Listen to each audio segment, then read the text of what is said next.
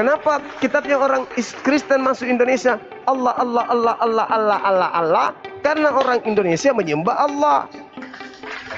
Ketika kitabnya orang Kristen masuk ke Bali, bukan lagi Allah, berubah lagi menjadi Sang Hyang Widi.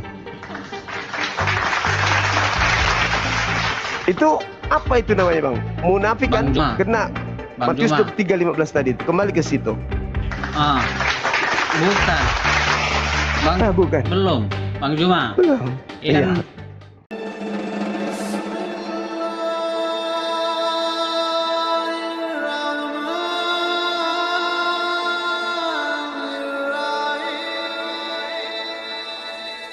Putrajaya, selamat sore. Selamat sore, Kores. Wah, boleh open cam, Mabre? Nanya doang sebentar, nggak usah lah. Oh ya udah, silakan. Oke, nggak apa-apa. Gini, Kores. Kalau menurut iman Islam kan harus sesuai dengan logika dan akal ya. Iya, mengenai konsep ketuhanannya. Konsep ketuhanannya dan imannya gitu ya. Iya, iman kan mempercayai kan dalam bahasa Indonesianya. Oke, nanti harapan saya Anda harus jujur menjawab, jangan berbelit-belit kemana-mana ya. Enggak lah, itu biasanya kawan-kawan Kristen yang kalau ini ketika menjelaskan Tritunggal berbelit-belit. Kalau Islam enggak, cepet ya. Tadi udah kita sepakatin iman Islam itu harus bisa diterima akal dan logika ya. Iya udah. Oke. Jadi masalah nabi-nabi terdahulu kan ada mujizat. Ya. Termasuk Yesus ada mujizatnya, Musa ada mujizatnya. Musa mujizatnya membela laut. Yesus mujizatnya menyembuhkan orang mati dan membangkitkan orang mati. Mengobati mata yang buta. Ya. Terus dari pertanyaan saya, Baginda mujizatnya membela bulan. Ada coba banyak. Membelah bulan itu salah satunya. Ya, coba dulu jelaskan secara ilmiah bagaimana cara Baginda itu membela bulan, bulan di atas, Baginda di bawah. Sementara Musa membela laut, medianya ada laut dengan tongkat. Yesus menyembuhkan orang mati, dipegang dan didoain. Dan mata yang buta itu ilmiah itu apa? Sains maksudnya? Sains ya, gitu. Penjelasan. Mata dilumurin ke yang buta itu sembuh. Masuk ludah, pakai ludah. Jelaskan bagaimana ilmiahnya, logikanya Baginda bisa membela bulan dengan cara apa dan ke langit dia naik apa gitu loh. Gurunda pakai ucapan. Gurunda. Baginda pakai ucapan. Kalau Baginda. Nah. Jadi dalam hadisnya itu Nabi sedang perjalanan pulang ke Mekah. Kalau lu baca hadisnya ya, biasanya penghujat nggak baca hadisnya. Lalu kemudian penduduk Mekah berpapasan dengan Nabi yang sedang jalan pulang. Ditantang Nabi ini. Kalau kau memang utusan Tuhan, tunjukkan satu mujizat. Lalu Nabi memerintahkan kepada mereka, pandang bulan itu terbelah. Ketika para penduduk Mekah ini memandang, bulan terbelah. Nah, di situ penduduk Mekah bilang apa? Waduh, ini sihir yang nyata ini. Gitu kan, makanya di situ turunlah ayat mereka itu mau dikasih tanda apapun kalau hatinya sudah tertutup tidak akan pernah mau beriman. Itu adalah salah. Iya. Bisa saya tanggapin? Boleh. Di sinilah saya bilang tadi itu mujizat itu bukan sekonyong-konyong, artinya bim salah bim. Mujizat itu juga Yesus itu membuat mujizat. Sama kayak murid-muridnya pernah 2 hari 2 malam nyari ikan di laut tidak ketemu. Apa dia bilang Yesus?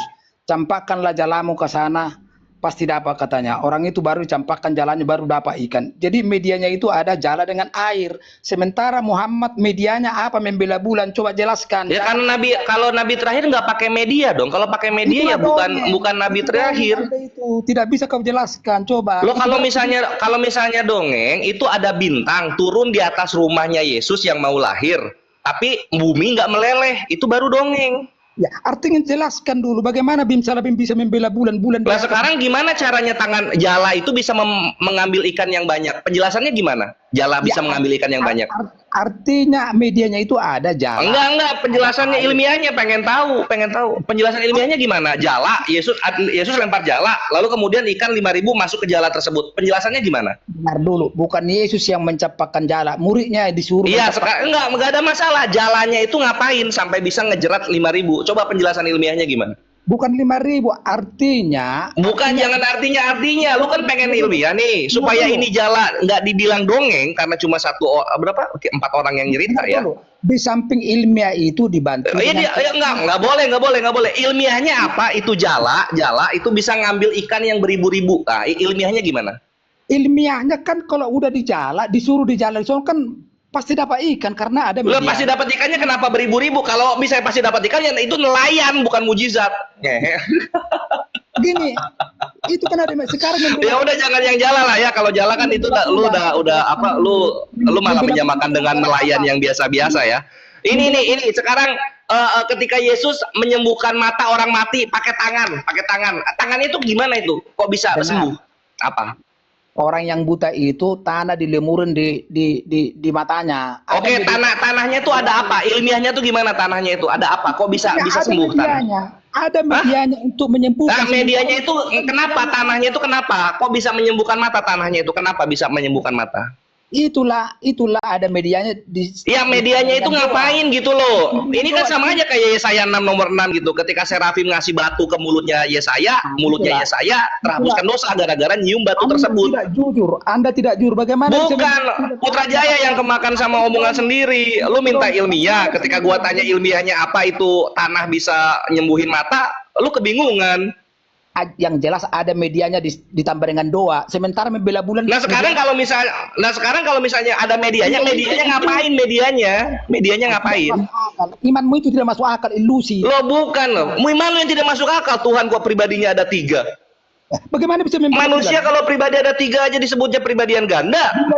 Bulan di atas, baginda di bawah. Gimana caranya membelanya? Lo lihat sekarang satu Arab Islam. Kenapa Kristen yang jadi Kristennya di Italia? Tidak logik agamamu. Kau bilang tadi logika itu nggak ada di agama lo. Tuhan 3, Tuhan keluar dari vagina. Itu logikanya di mana?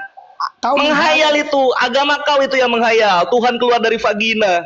Kristen lahir di Yerusalem malah gedenya di Italia. Francesco Totti itu yang ada. Pohon itu kelihatan dari buahnya. Tidak. Nah itu pohon yang kelihatan dari buahnya. Kenapa di Italia Kristen menyebar? Kenapa di Israel nggak ada sama sekali? Cuma 1,9%.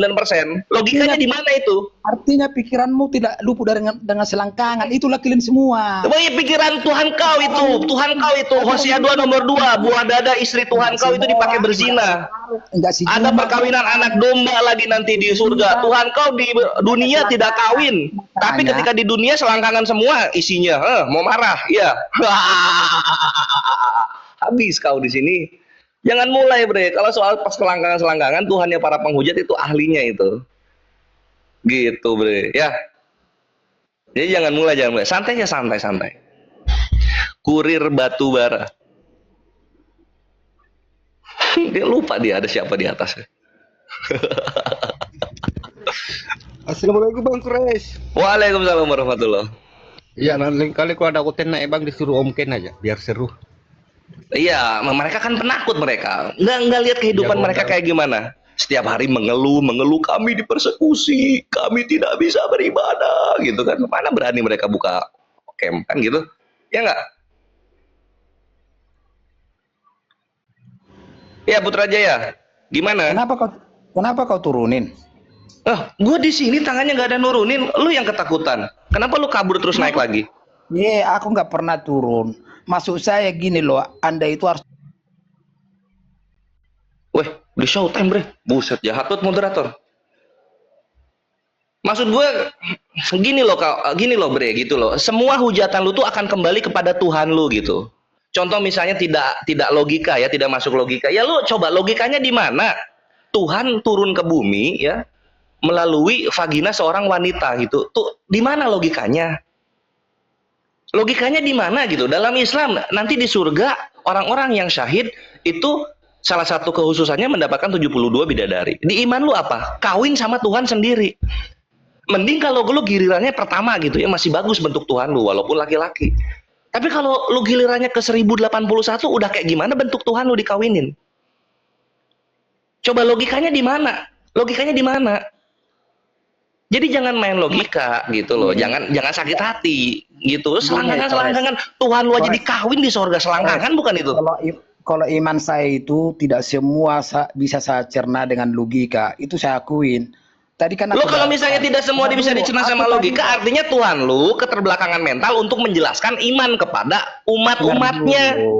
Tadi kan kita udah sepakat, gitu. Iman Islam itu kan harus bisa dicerna dengan logika dan akal. Iya, kalau misalnya udah bisa dicerna, yang namanya mujizat tidak dipertanyakan. Mujizat itu ada saksinya gitu loh. Atas, baginda di bawah dengan alat apa? Tadi dengan ucapan, dengan sabdanya terjadi itu. Jadi sama kayak Allah Bapa dalam Kristen ketika berucap jadi manusia. Kalau Nabi kami ketika berucap bulan terbelah. Beda itu. Loh, beda gimana? Beda gimana? Tuhan lu aja berkata jadi manusia keperkataannya. Dari surga, bukan dari bumi. Loh, dia Allah Bapa berkata jadi orang nggak? Firman menjadi manusia kan? Oh gimana sih? Yesus tidak berdosa. Kena dia. Tidak berdosa kok. Kok kau sama? Yesus membolak-balikan barang-barang di bait Allah itu bukan dosa. Yesus membunuh babi 2000 ekor itu bukan dosa itu. Yesus pernah memberikan makan 5.000 orang dengan jangan soal memberikan makan. Yesus pernah membuat mati 2.000 babi. Udah diganti belum sebelum dia ke sorga? Gua tanya. Ada medianya roti dengan ikan. Enggak. Jangan kabur lu. Lu bilang Yesus gak berdosa, Nabi kami berdosa. Sekarang gua tanya, ketika Yesus membunuh babi 2.000 ekor, sudah diganti belum itu? Sudah diganti belum? Kamu kemana? Logika lu di mana? Tuhan lu naik ke sorga belum ganti 2.000 ekor babi. Logikanya di mana itu? Logikanya di mana? Hah? Di mana logikanya? Tuhan kok 2000 ekor babi belum diganti waktu naik ke sorga? Kau itu, hayalan saja kau itu. Tuhan kok dikawin manusia? Hayalan kau itu. Mati, pakai baju bagus-bagus, gua kira mau ngapain, ternyata mau kawin sama Tuhan di sorga. Hayalan itu, bre. Makanya kalian itu sedih, sakit hati. Tidak pernah bisa menjadi mayoritas di Indonesia. Ya. Sakit hatinya, pedih gitu. Kenapa sih orang-orang Indonesia tidak mau menyembah Tuhan yang ada kelaminnya, yang bisa dikawin nanti di sorga? Ya iyalah, hadir logikanya di mana? Logikanya di mana Tuhan ada kelaminnya? Buat apa Tuhan berkelamin? Apa kemahakuasaan dari kelaminnya Tuhan kalau ada? Nauzubillah min dzalik. Kamu ngobrolin logika sama gua, dibilang agama gua yang hayalan itu, agama gua yang hayalan kok Tuhan lu yang ada kelaminnya? Otak lu di mana?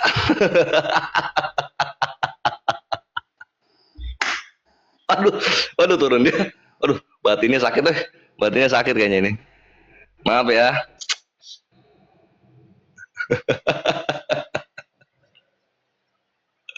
Aduh, selamat datang di kebenaran. Jangan mulai, bre. Jangan mulai gitu. Ini kores. Lu kalau ketemu muslim yang lain masih menghargai iman lu gitu. Lu kalau udah ketemu kores, udah dicap lu penghujat, iman lu, Tuhan lu, sama apa yang lu percaya nggak ada harganya di mata kores, diinjek-injek gitu, sampai jadi abon babi, tau nggak lu? Gitu. Ya, ada. Sore bang. Sore, dari Kristen atau Islam ya? Katolik bang. Oh Katolik, mukanya Islam banget lu. Jangan terlalu keras ya, saya belum siap pindah ini. Wah. Enggak, di mana tinggal? Papua bang. Papua enggak, asli mana? Papua. Oh asli Papua. Orang tua daerah apa? Papua. Oh masya Allah, siap, mantap. Oke. Enggak lah, ya kalian kalau kenal kores, kalau nggak dimulai nggak gua hajar, Ikhwan. Kalau santun malah malas biasanya kores itu, ya? Apa yang kita bahas ini bang? Oke, kalau minta bahasan kayak begini. Kah? Nah itu nanti sama Gurunda itu. Itu nanti sama Gurunda. Kita bikin judul baru ini. Iya, kita judul baru aja, Bang Adam. Gini Bang Adam. Judulnya ini kita. Judulnya begini. Yesus itu, kematian Yesus itu untuk penebusan dosa bukan? Atau gimana? Iya bang. Oh, iya. Oke, mantap. Nah, ketika Yesus menebus dosa manusia, yang pertama kali berdosa itu siapa? Manusia pertama yang melakukan dosa. Iya. Begitu. Iya. Adam lah, saya lah. Oh alah, Adam ini Adam udah ribuan tahun kayaknya nih. Nah, kalau kayak gitu konsepnya, kalau misalnya Adam yang pertama kali melakukan dosa dan berbuat dosa, kenapa Yesus nggak matinya di zaman Adam? Kenapa di zaman Yohanes? Apa nggak kelamaan? Nah, itu juga yang saya pikir. Iya kan? Kok lama sekali? Iya toh? Nah inilah, makanya gue tuh lebih seneng jadi- ditanya sebenarnya Ikhwan ya. Jadi kalau Ya gimana? kalau kayak pertanyaan-pertanyaan kasar kan kayak begini juga, Bang. Kenapa kita ini lakukan dosa? Kan bisa saja Allah tidak membiarkan dosa itu kita. Kalau itu bisa dijawab karena manusia ada kehendak bebas. Kalau itu bisa dijawab. Terus kenapa ada iblis? Ya tahu kenapa bisa iblis berkeliaran juga? Ya karena iblis itulah yang untuk menguji.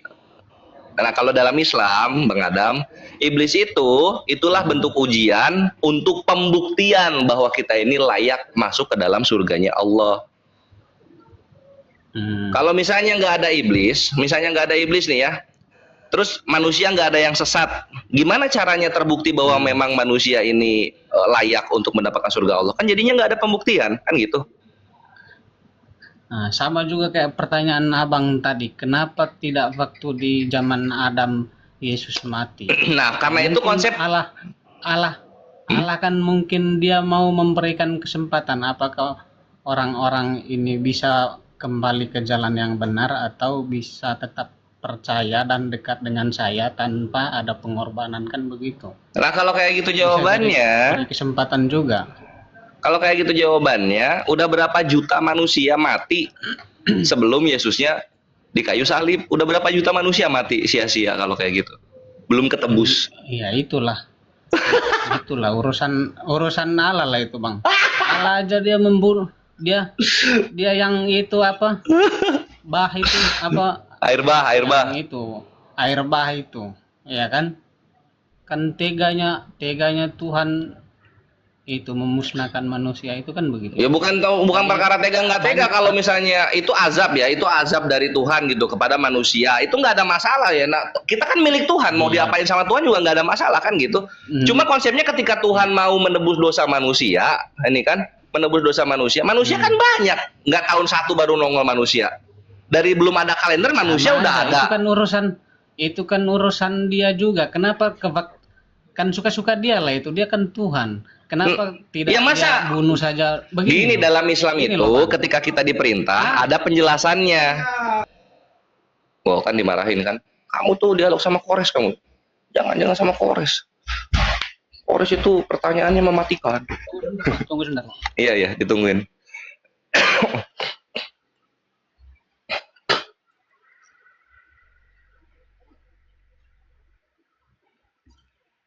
Iya, asar dulu Ikhwan yang belum asar. Aku juga nunggu ini.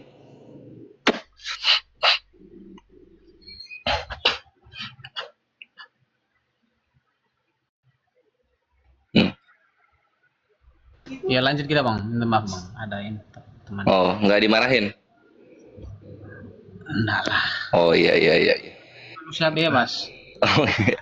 Ya gitu Dam. Jadi Tuhan itu kalau memerintahkan sesuatu ada penjelasannya. Contoh kita disuruh sholat untuk apa? Untuk zikrullah, untuk mengingat kepada Allah. Itu Tuhan sendiri yang bilang gitu. Iya, Nah, maksudnya sekarang begini loh, Bang. apa yang dimaksudin? Kalau pertanyaan-pertanyaan itu kan pertanyaan kehendak Allah, siapa yang tahu kan? Itu pertanyaan-pertanyaan seperti itu kan manusia siapapun tidak bisa menjawab. Kalau memang Tuhan yang ngomong seperti itu, nggak akan gue pertanyakan. Karena Tuhannya udah ngomong. Ya gue toleransi lah, gue hargai, gue respect gitu. Karena beriman. Contoh misalnya di dalam kitabnya Hindu, Krishna, avatarannya Dewa Wisnu di dalam Hindu, dia berkata, dia pencipta langit dan bumi itu di dalam Bhagavad Gita gitu. Ya gue respect, gue hargai. Memang dalam keimanannya begitu. Nah posisinya kalau penebusan dosa kan Tuhannya ini, Tuhan Israel ini kan nggak pernah ngomong seperti itu. Tiba-tiba kalian anggap itu misteri Tuhan. Ya Tuhan yang nggak pernah ngomong lu bilang misteri. Lu mengfitnah Tuhan, namanya itu Adam.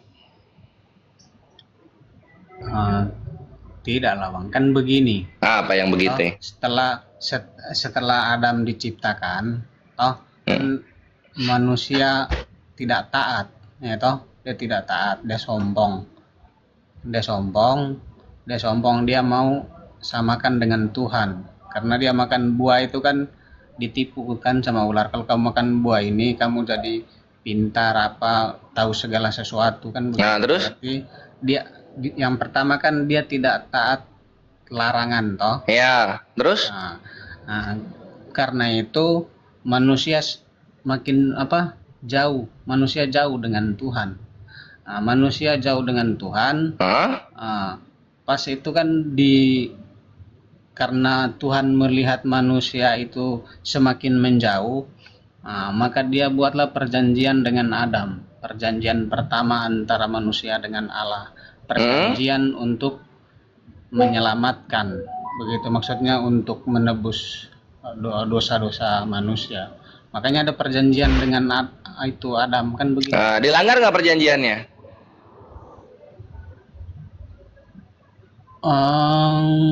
Kalau Adam kan dia tidak melanggar. Adam tidak melanggar, kenapa diusir dari surga?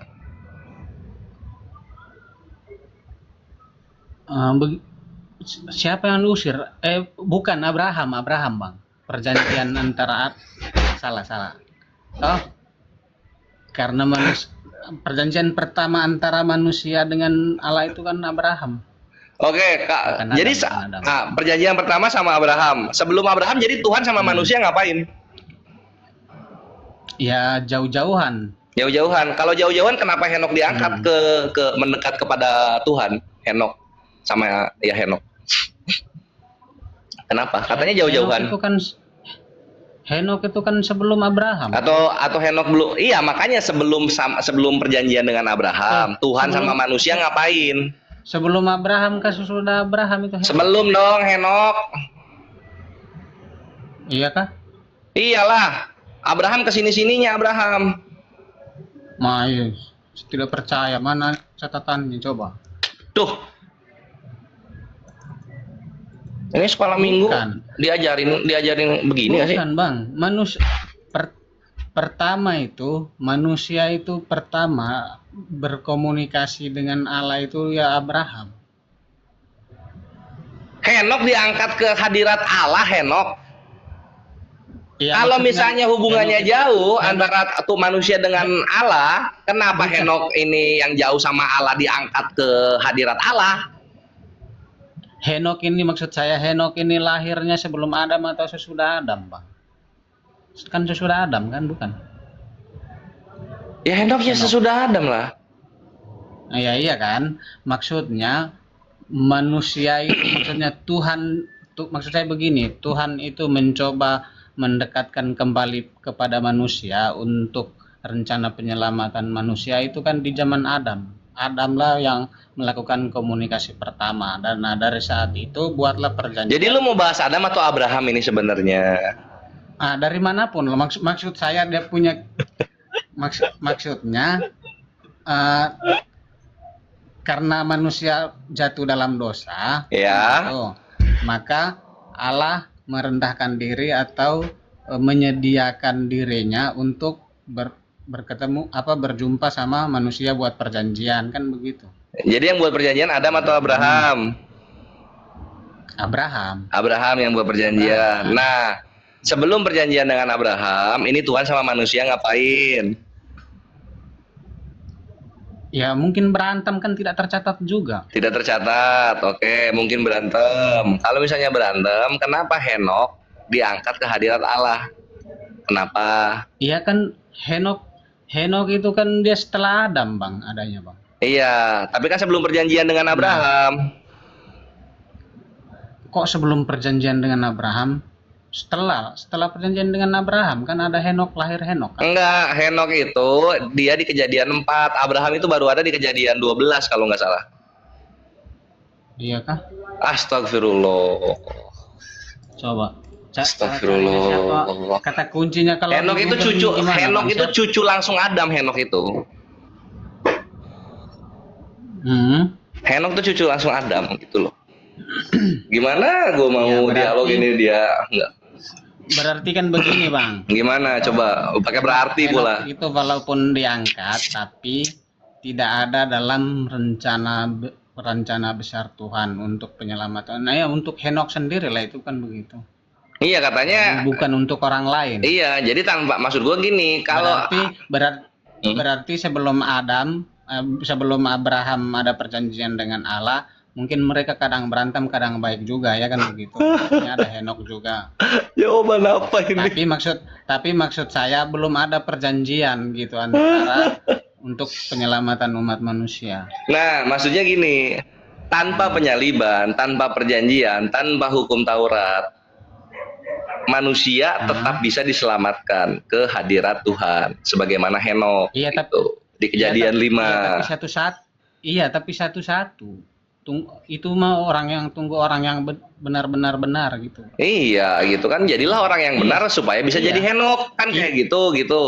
Iya, betul. Nah, sekarang kalau misalnya kita pakai penyaliban, kita mau pakai penyaliban penebusan dosa karya keselamatan Yesus. Kenapa karya keselamatannya ini di zaman Yohanes? Dosanya ada di zaman Adam, karya keselamatannya di zaman Yohanes. Gitu. Sekarang contohnya kayak gini, Adam. Ada orang nih kecelakaan laka lantas ya, kecelakaan lalu lintas nih, mobil sama motor adu banteng, bledak kan gitu. Penumpang di mobil sama sopirnya itu sampai muncrat keluar dari mobil, tergeletak lah di jalan bersimbah darah. Yang motor udah meter pelanting nggak karu-karuan lagi bentuknya gitu kan. Udah nih terkapar nih semua nih korban jiwa kecelakaan laka lantas. Ambulan datang rumah sakit ada kan, ambulannya datang 6.000 hari kemudian. Lu kira orang-orangnya selamat nggak itu yang kecelakaan? 6.000 hari kemudian. Iya. Kalau ada yang masih mau hidup sampai tahun itu mungkin aja ada, Bang. Iya, kalau bukan orang yang mau hidup gitu. Maksudnya orang yang kecelakaan, yang mau dijemput ambulannya datang baru 6.000 hari kemudian. Selamat nggak? Tergantung juga, hanya Sang Pencipta lah yang tahu itu. Iya, sekarang pakai logika lu, pakai logika lu sekarang. Selamat nggak ini orang? Susah juga itu menjawabnya, Bang, karena kalau saya yang pegang nyawa mereka, saya bisa jawab. Soalnya kan ya gimana lu, masa 6.000 tahun orang karena begini loh, ada yang orang jatuh dari pesawat saja, ada yang tidak mati kan. Orang kan dikasih akal budi ya, orang kan dikasih akal. Sekarang kalau kita pakai akal, memikirkan ada orang korban kecelakaan berdarah-darah di pinggir jalan, ambulannya datang 6.000 tahun kemudian, ini orang udah jadi tanaman hias di kota. Tahu nggak lu?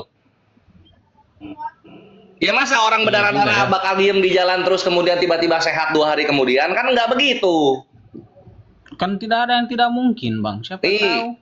Iya, tidak ada yang tidak mungkin. Tapi kalau kemungkinannya 100% mati di situ karena kecelakaan, ya nggak mungkin lah, sudah. Ya, kan gitu.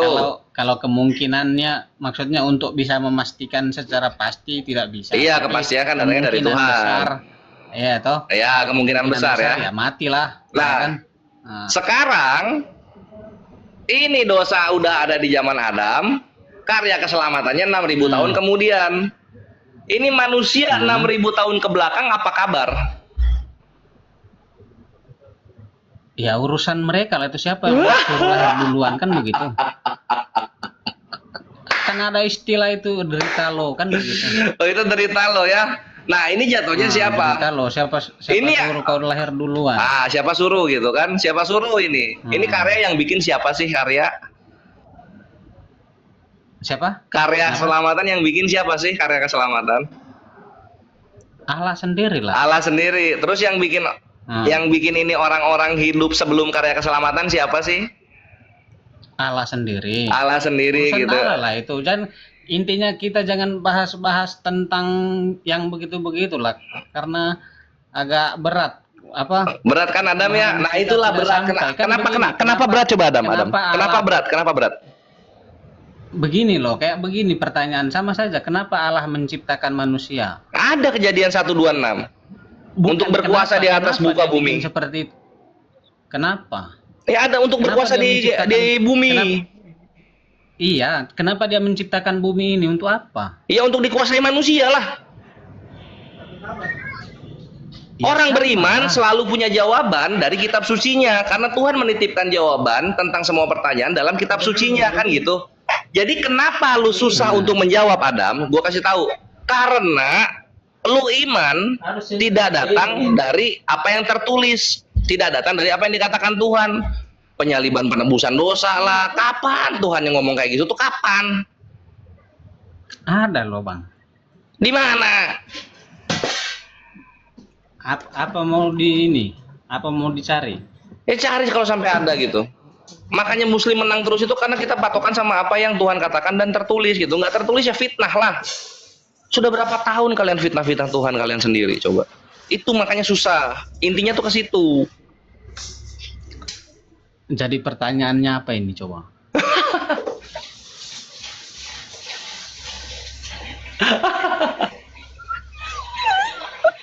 Ayo pertanyaan. Kayak kita sudah lama bercerita tapi saya belum dapat apa pertanyaannya. Pertanyaannya, di mana tertulis karya keselamatan penyaliban? Itu di mana? Kalau kata-kata salib itu kan memang tidak ada Bang. Terus kenapa diimani? Ya kan? Kenapa diimani? Tidak, tapi sebetulnya iman itu kan bukan soal salib itu, tapi dia mati itu Bang, dia mati dan hidup itu yang diimani Bang. Iya diimani untuk apa? Kematiannya itu untuk apa? Hidupnya itu untuk apa? Dia waktu itu mati karena dia jatuh dari pohon pun tetap diimani. Oke. Tetap untuk apa diimani? Maksud saya begini, intinya bukan pada salib itu loh. Sama kayak gini loh, Benito Mussolini mati oleh rakyatnya sendiri gitu. Apakah orang-orang percaya itu percaya ada gitu? Tapi apa fungsinya gitu kan? Fungsinya kan penebusan dosa. Nah kita tuh berbicara di situ tuh. Fungsinya ini loh, penebusan dosa. Kematiannya itu menebus dosa. Itu Tuhan yang mana yang bilang begitu? Ya. Itu Allah pencipta lah. Di mana? Oh. Di mana Tuhan Allah pencipta berkata seperti itu? Kematian dia akan menebus dosa kalian semua. Di mana? Ini ya. Tunggu. Tempat masak itu? Iya. Berarti di mana di ayat Yesus menebus dosa kan begitu pertanyaan. Tuhannya tadi lu bilang sendiri Allah pencipta ngomong kematian Yesus itu untuk menebus dosa. Di mana Tuhannya ngomong kayak begitu tuh di mana? Oh. Ini.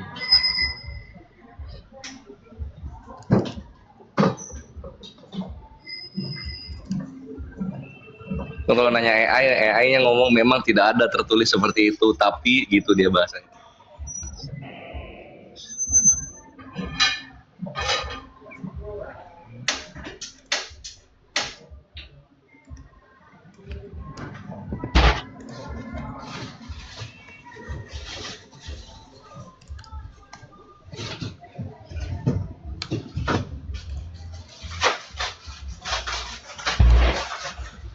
Tunggu Bang ya, pelan-pelan, agak lambat nih.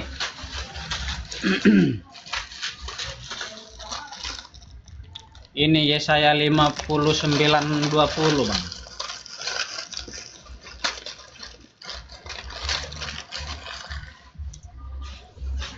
Ini Bang. Tuhan berkata kepada umatnya, aku akan datang ke Yerusalem untuk menyelamatkan kamu semua dan bertobat dari dosa-dosamu. Yesaya 50. Bertobat ya? 9:20. Itu, bertobat. Nah, ya udah bertobat lah. Berarti ngapain mengimani kematian menebus dosa? Terdiam dia kawan-kawan. Inilah maksud gua. Tidak. Gimana tidaknya? Coba. Yesus berkata, Itulah maksud gua gitu loh. Tuhan itu berkata, kalau lu ingin kembali ke jalan yang benar, lu bertobat. Bukan mengimani kematian, nebus dosa, bukan. Aku akan datang ke Yerusalem Panglima. untuk menyelamatkan. Alhamdulillah udah salat. Begitu Bang. Iya, datang untuk menyelamatkan, bukan datang untuk mati. kemudian disalib, kan nggak gitu kan? Ya Gurunda, waktu dan tempat aku persilakan kembali kepada Gurunda. Tapi Ikhwan jangan lupa ya, Gurunda aku minta waktu 1 menit dulu. Ikhwan jangan lupa, Milad 3 akan segera diadakan insya Allah di Makassar, 16 September 2026. Untuk kalian yang ingin berpartisipasi supaya acaranya megah, silahkan infakkan sebagian rezeki kalian ke rekening Yayasan Apologet Islam Indonesia. Dan untuk yang ingin hadir, nabung dari sekarang, nabung dari sekarang, dan juga ambil cuti ya kawan-kawan. Sampai jumpa di sana, insya Allah seru. Oke?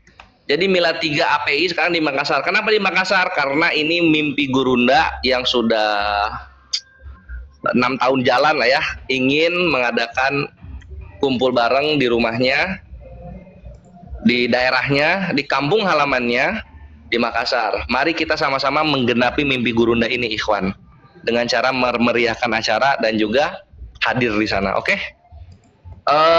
Aku janjikan insya Allah ada pick up treatment, ada antar jemput, sama akomodasi gitu. Jadi tafadhol silakan yang ingin berinfak das. Bang Adam diajak juga, Papua bre, jauh dia. Jadi ini Milad 3 ini spesial ya Ikhwan ya, karena untuk apa, salah satu mimpi Gurunda mengadakan acara akbar di kampung halamannya gitu. Noreknya Yayasan API 75 kali 510777. Acaranya 16 September 2026. DM Kores Ikhwan, DM Kores soal apa, soal informasi acara. Nanti aku balesin, oke? Mari sama-sama kita wujudkan mimpi Gurunda merayakan kumpul bareng para mujahid di kampung halaman beliau, Makassar. Mantap. Ya Gurunda, waktu dan tempat aku persilakan.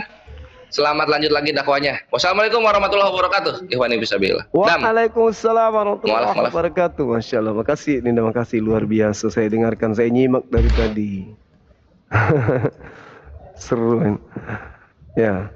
Wabillahi taufik wal hidayah. Assalamualaikum warahmatullahi wabarakatuh. Baik teman-teman, karena di sini sudah pukul 5, sebaiknya kita tutup sekarang. Semoga apa yang kita perbincangkan siang hari ini sampai sore hari ini bisa bermanfaat bagi kita. Kita tutup dengan ucapan Assalamualaikum warahmatullahi wabarakatuh. Layar dulu bang, gelap bang. Hah? Masih mau lanjut? Tutup salam sopan lah. Bukan, maksudnya tuh salam kok dalam kegelapan. Masuk ke aja kalau Islam sudah main gelap-gelap nih. Gelap-gelapan. Maksudnya apa? Iya. Maksudnya nah, ini di Katolik ini pencahayaan ini bagus. Pencahayaan. Emang aku gelap? Kalau tutup salam aja sudah digelap-gelap, masuk Katolik aja. Kampret. Yang tidak ada lampu lagi ini. Apa sih, ngomong apa sih bocah ini? Kenapa main gelap? Kenapa main gelap-gelap? Suka kali Apanya main yang gelap? Masuk Katolik. Jadi terang kayak saya. Ini kameranya gelap itu. Masa gelap? Terangnya aku. Gelap ya teman? Iya gelap loh. Gelap kan? Oh ya sudah, orang-orang di bawah bersuara. Tapping gelap kan? Nah. Saya padamkan Iya, lampu gelap. dulu.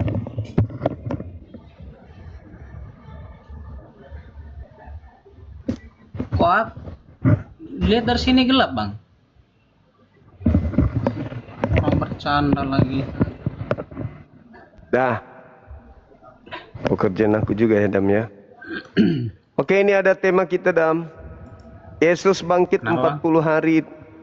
40 hari ngapain?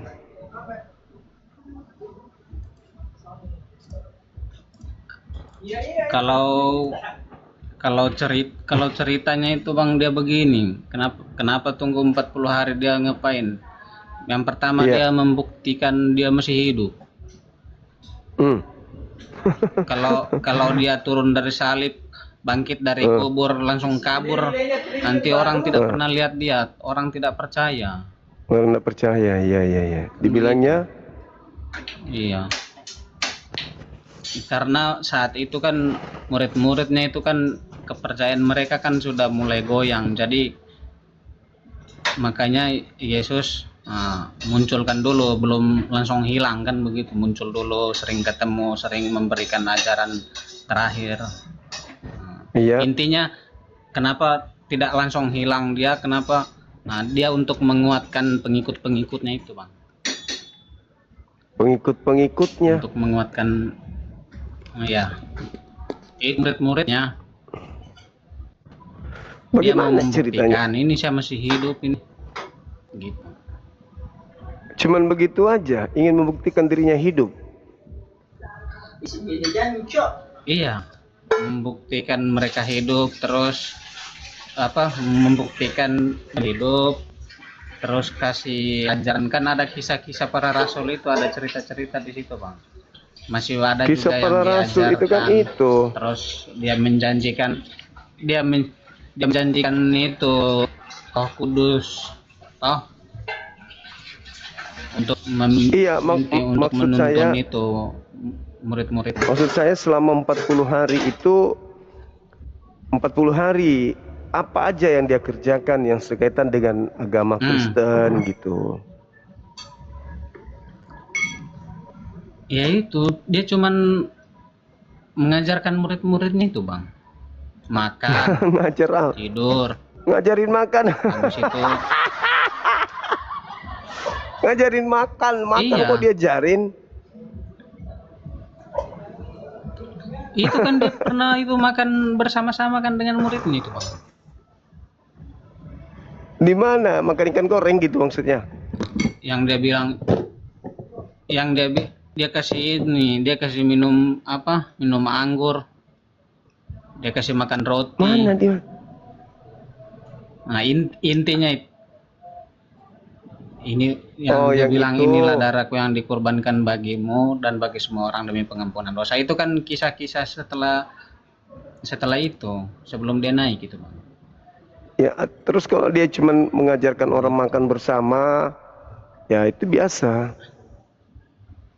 Sekarang kalau dia Iya, mengajarkan makan bersama, terus apa manfaatnya 40 hari itu? Begini loh, kan begini, kalau dia mati dikubur, dia bangun dari kubur langsung hilang, tidak ada ini agama Kristen, Bang. Oh, berarti Kristen berasal dari dia yang keluar dari kubur ini. Tapi tidak ada aja 40 hari itu tidak Iya, ada ajarannya tentang Kristen. Agama Kristen ini akibat 40 hari ini, Bang. Adanya 40 hari maka adalah umat Kristen. Iya, maksudnya Asumsi apa lagi asumsi? Emang betul. maksud saya Adanya umat Kristen itu karena ada 40 hari itu, Bang. iya, apa ajaran Kristen yang diajarkan oleh Yesus di situ, sahabat bintang, syukran. Amin, makasih. Yang Salam selama waras 40 buat hari itu. Adam, Oten Keciluk. Iya, apa yang diajarkan Yesus yang sehubungan dengan agama Kristen gitu loh. Dia bilang begini, Bang. Kan buka ayat kayak ini. Ya intinya buka itulah, ayat. Bang.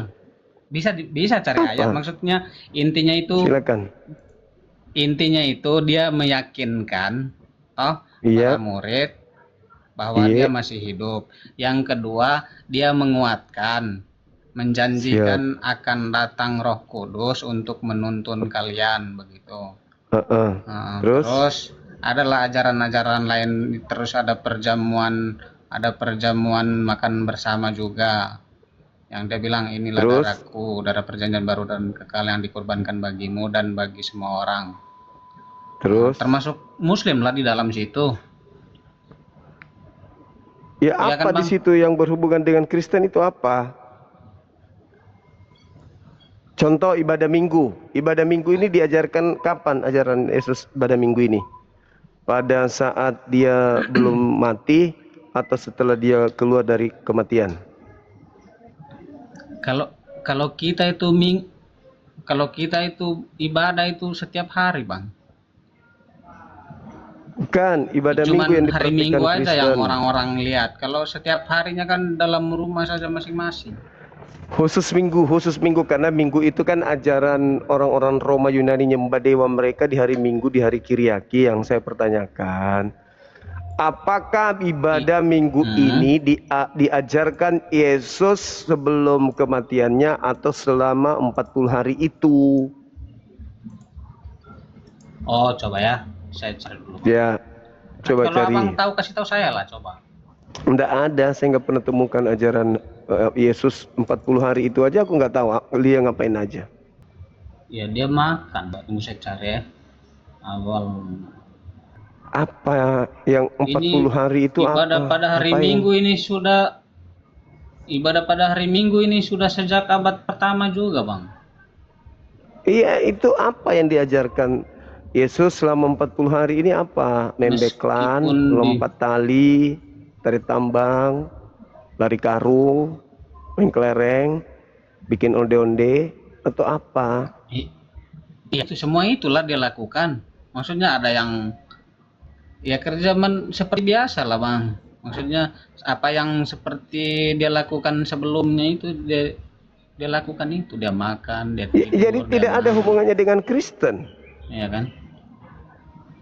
Berarti gak ada hubungan dengan Kristen. Tidak ada. Serpihan hati barakat. Ya ampun. Tidak ada. Jadi Kristen ini dari mana rupanya?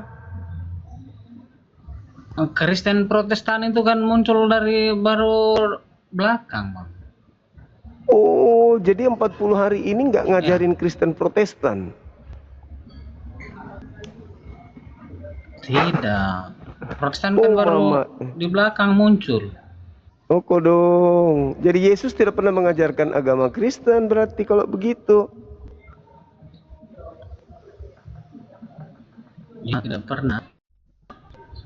Oh, nggak pernah. Yesus itu kan dia tidak mendirikan agama. Iya. Berarti Kristen nggak pernah. Oh, iya, baru tahu.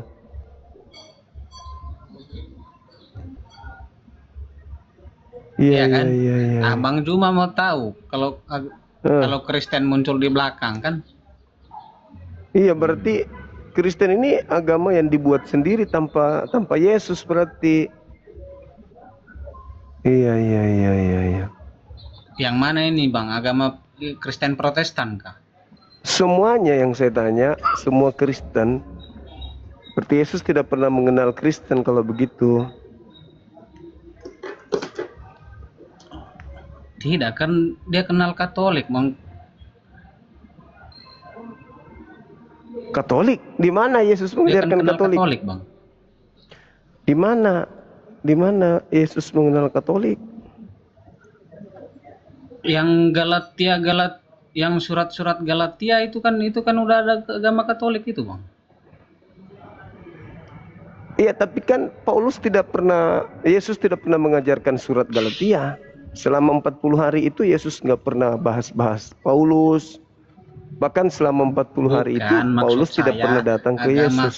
Maksud Paulus saya tidak pernah ke Yesus, tidak pernah kedatangan Paulus. Bukan nama agama. Kalau agama Katolik kan duluan, Bang. Ya, tapi kan Yesus tidak pernah mengajarkan Katolik selama 40 hari itu.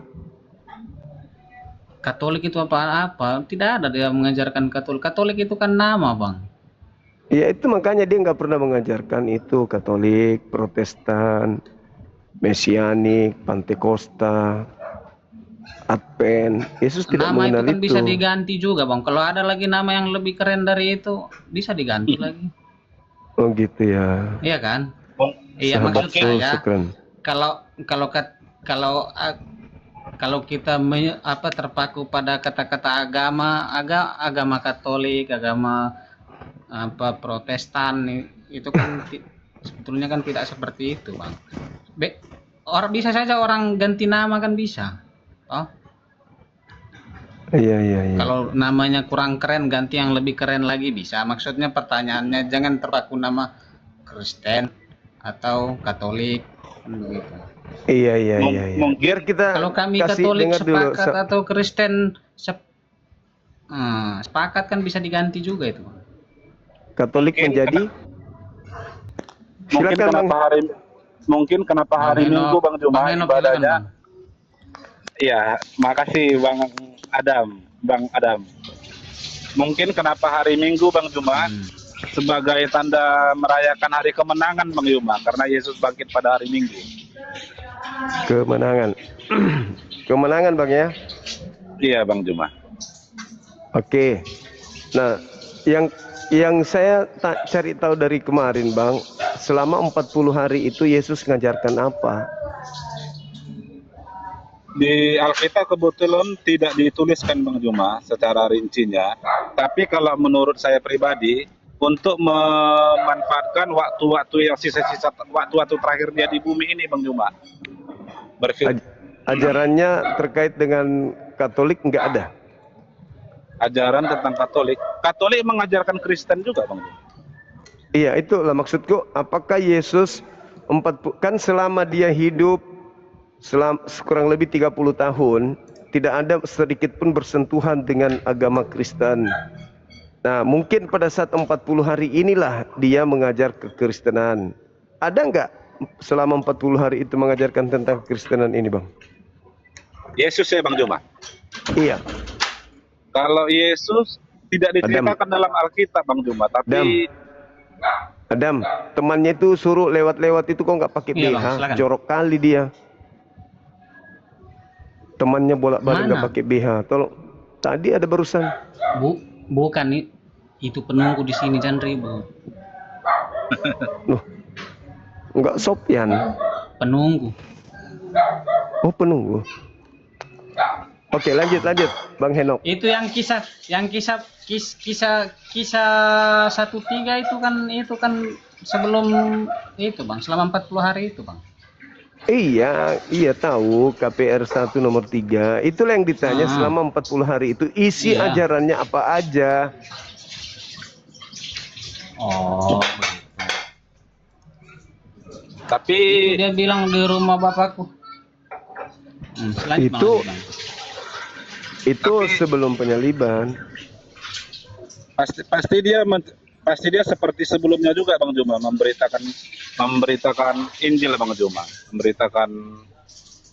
memberitakan Injil lah gitu kalau dari kaminya bahasanya.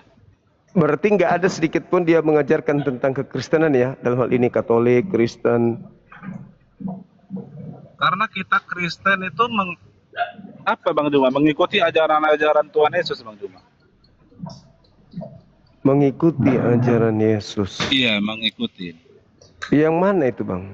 Ajaran Yesus yang diikuti saudara kami Kristen. Banyak Bang Juma, terutama itu kasihilah musuhmu. Ya, seperti itu salah satunya. Terus baru apalagi? Pengajarannya dulu kita buta dengan hukum Taurat, sekarang kita kan banyak itu Bang Juma, ahli-ahli Farisi, ahli-ahli Taurat itu mencoba Yesus dengan hukum Taurat Bang Juma. Misalnya waktu menolong apa itu? Ada domba, yang perumpamaan yang domba apa itu Bang Juma masuk sumur pada hari Sabat, apakah boleh? Jadi bahwa kita harus mengetahui kemauan Tuhan itu. Tuhan itu maunya kita tuh berbuat baik begitu Bang Juma. Padahal kan tidak boleh kalau di dalam hari Sabat. Bukan dia meniadakan, menyempurnakan Bang Juma. Kan banyak itu Bang Juma. Yesus dicobai dengan hukum Taurat. Dijawab Yesus dengan sempurna. Jadi kita lebih paham lagi apa arti hukum Taurat itu Bang Juma. Iya, oke. Jadi yang tadi kasih, terus rutinitas ritual orang-orang Kristen ini diajarkan juga nggak Yesus? Ritualnya secara spesifik tidak Bang Juma. Karena Tidak, di Kristen sendiri pun ritualnya beda-beda. Di Katolik beda, AKBP beda. Oke. Baik. Setelah saya tanya dan tidak ada kemudian informasi akurat tentang pengajaran Yesus, baik ketika dia belum salib atau sebelum terjadi dan setelah terjadi penyaliban. Tetap artinya bahwa harus ada yang mengajarkan kekristenan ini, tidak mungkin tidak.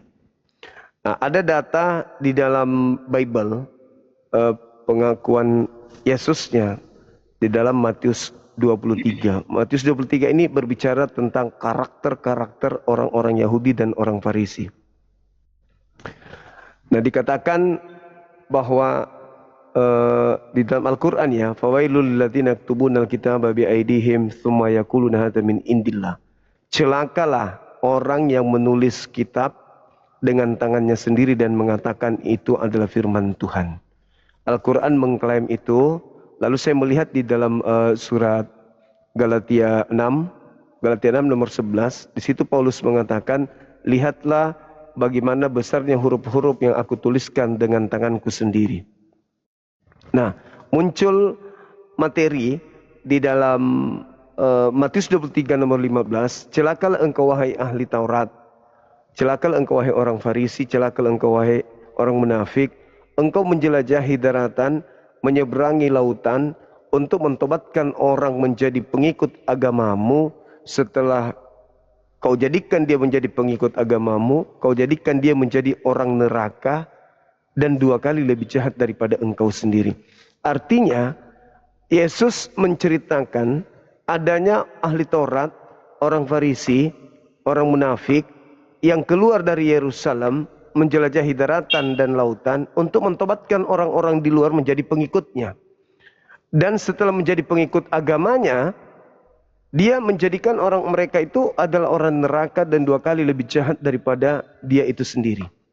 Saya melihat Bang, pola yang ada di Kristen ini, itu sumbernya dari Paulus, orang Farisi ini.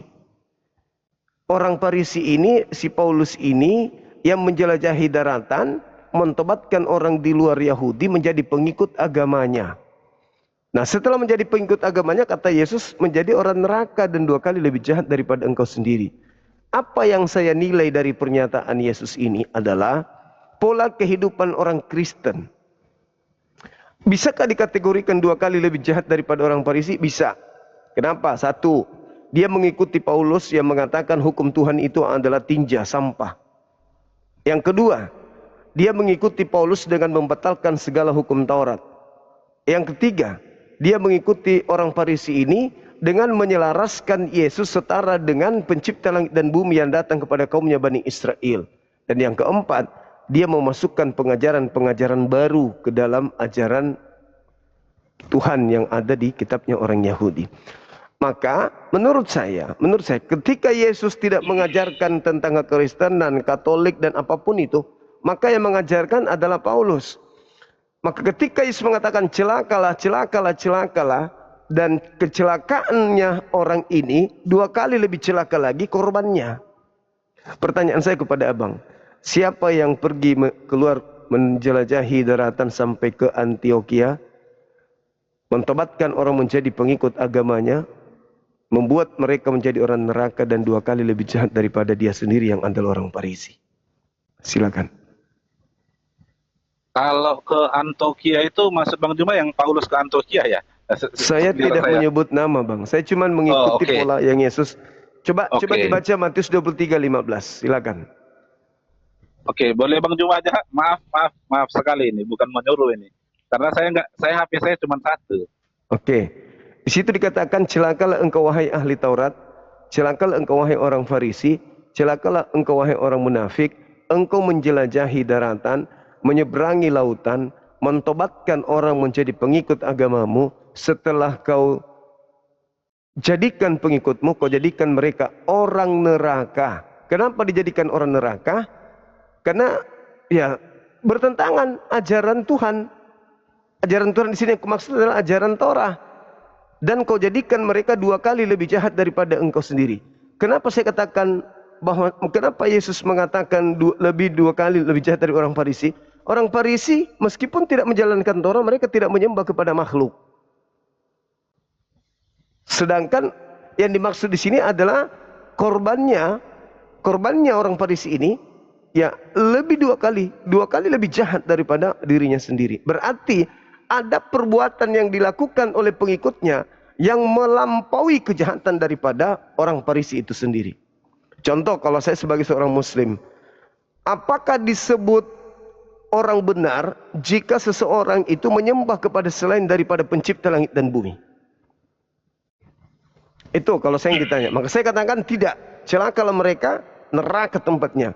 Orang yang menyembah selain pencipta langit dan bumi. Saya kira begitu, Bang. Silakan. Matius 23:15. Maksudnya di poin yang ditekankan ini celakalah hukum orang-orang ahli Taurat itu ya Bang Juma? Iya, celakalah orang Farisi, orang ahli Taurat, orang munafik yang menjelajahi daratan, menyeberangi lautan, mentobatkan orang di luar Yahudi untuk menjadi pengikut agamanya dan menjadikannya sebagai orang neraka dan 2 kali lebih jahat daripada orang Farisi itu sendiri. Silakan. Sama juga saya tambahin juga itu Bang Juma sebelum saya jawab. Bisa juga saya tambah itu celakalah pendeta-pendeta. Begitulah dia Bang Juma. Jadi celakalah ahli-ahli hukum Taurat itu yang salah Bang Juma. Maksudnya yang salah, yang munafik. Makanya ada yang munafik tadi kata-katanya di situ. Itu yang salahnya Bang Juma. Bukan semua ahli Taurat, bukan semua pendeta itu semua di jalan lurus. Itu Bang Juma. Tapi yang salah, yang seperti yang munafiknya, dia pasti ada maksud Yesus itu pengajaran susah membilang juga Bang Juma, seperti itu Bang Juma. Oke. Yang disebut munafik itu kan bermuka 2 ya Bang ya? Betul. Saudara Adam bisa buka 1 Korintus 9. Nanti dibaca. 1 Korintus 9 nomor 19, 20, 21, 22. Adam buka dong, buka mic-nya Adam. Biar kita dengar.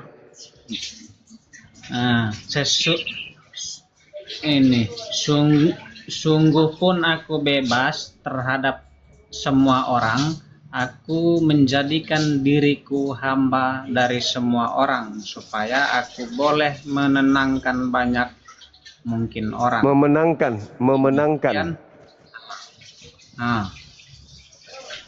Memenangkan banyak mungkin orang.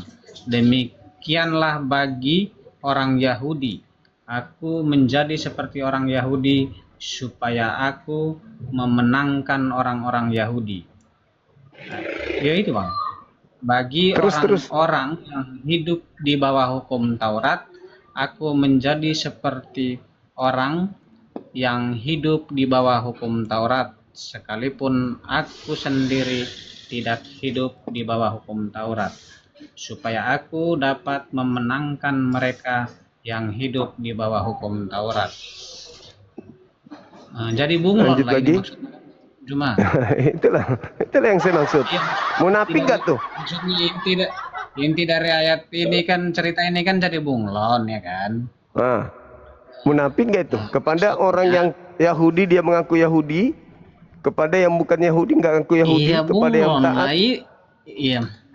Kepada yang taat hukum Taurat dia mengatakan taat meskipun dia tidak taat. Dia orang Yahudi juga, Bang Juma. Iya, maksud saya ketika bertemu dengan orang yang menjadi orang yang menganut Taurat, dia mengatakan dia juga taat. Tapi ketika dia bertemu dengan yang tidak taat, dia juga mengatakan tidak taat. Coba baca dalil selanjutnya. Jadi dalil selanjutnya. Bang Juma, inti dua-dua. Ini iya kan? Selanjutnya berapa? Iya, dua-dua coba dibaca. Nah, ini.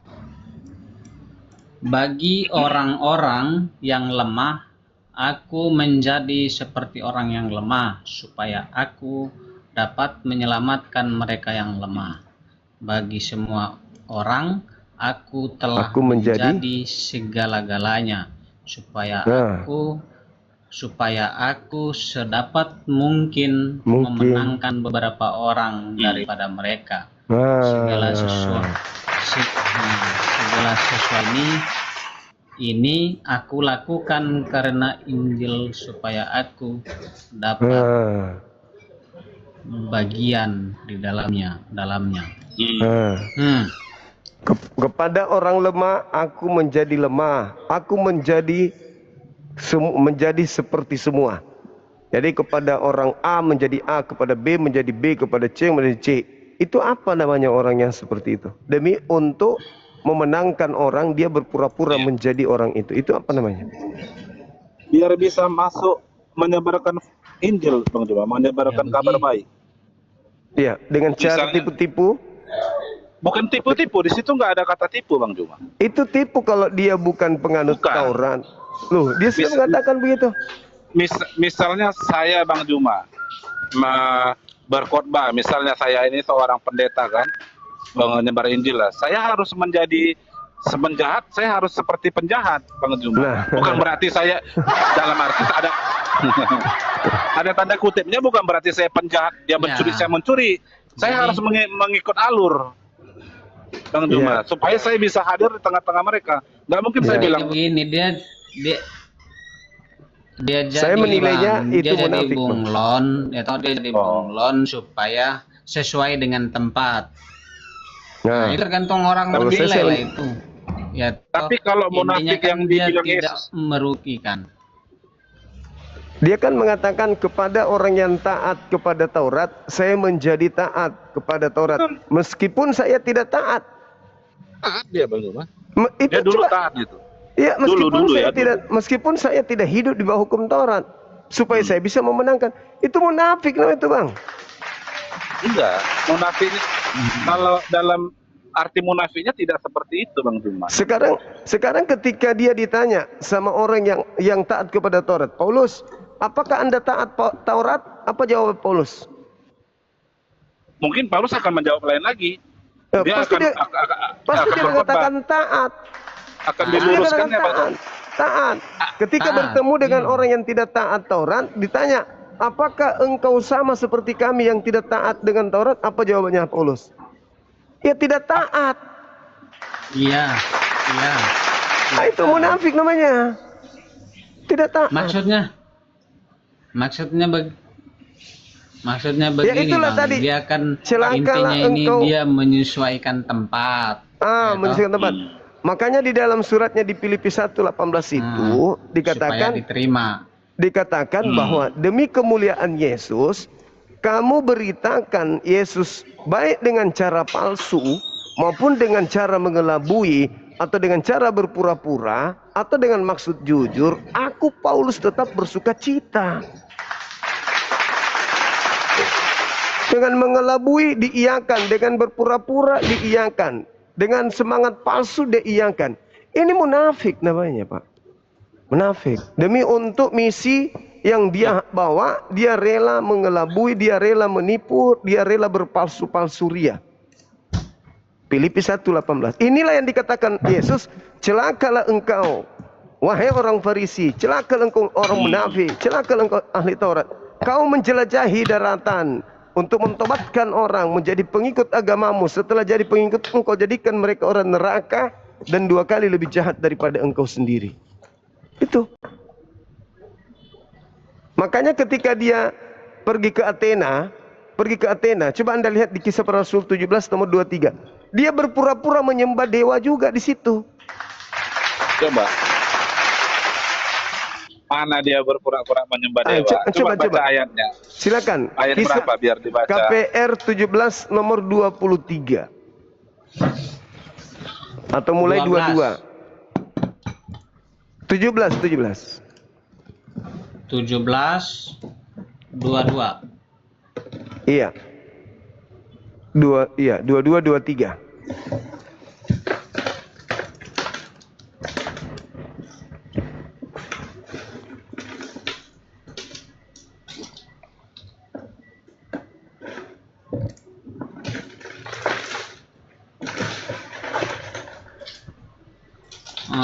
Paulus pergi sendiri di atas Areopagus dan berkata, "Hai orang-orang Athena, aku lihat bahwa dalam segala hal kamu sangat beribadah kepada dewa-dewa. Sebab ketika aku berjalan-jalan di kotamu dan melihat barang-barang pujaanmu, Aku melihat. menjumpai juga sebelum mesbah Sebuah mesbah. dengan Sebuah mesbah. mesbah dan tulisan. Iya, sebuah mesbah Dengan dan tulisan. Apa itu? Kepada Dewa Allah yang kau tidak yang kenal. tidak kenal. Nah, Bukan dewa. Yang tip A. dewa Yang kan fixnya penyembah. mana ya? Orang Athena Kepada kan Allah nyembah yang dewa, tidak bukan kenal Allah. apa yang kamu sembah tanpa mengenalnya, itulah yang kuberikan kepadamu. Itulah yang kuberitakan kepadamu. Nah, berarti Bukan Paulus dia menyembah. sabar. Di situ dikatakan bahwa aku melihat dia di salah satu kuil ada tertulis dewa yang tidak dikenal. Theos atau agnostos theos dalam bahasa Yunani. Itulah yang sekarang aku ajarkan kepadamu. Siapa yang diajarkan sekarang? Yesus kan? Coba dibaca yang diberitakannya, bukan seperti itu Bang Juma. Nah, Ya, coba. sebelum itulah yang aku beritakan kepada, coba ayat itu 27 ya, coba baca ayat 27. Bukan 27. Bang Adam. 23. 23 Bang Adam. Coba baca 23 Bang Adam.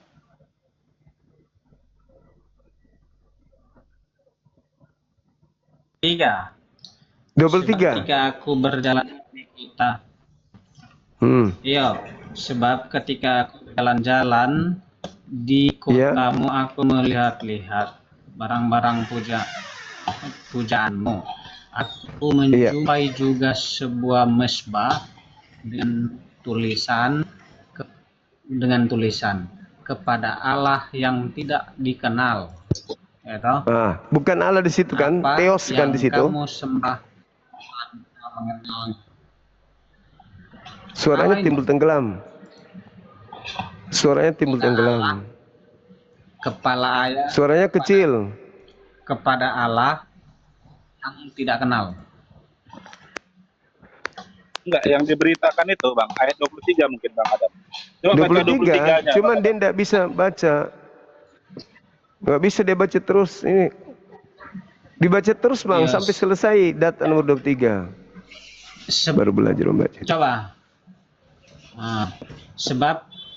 Sebab ketika aku berjalan-jalan di kotamu dan melihat barang-barang pujaanmu, aku menjumpai juga sebuah mesbah dengan tulisan kepada Allah yang tidak dikenal.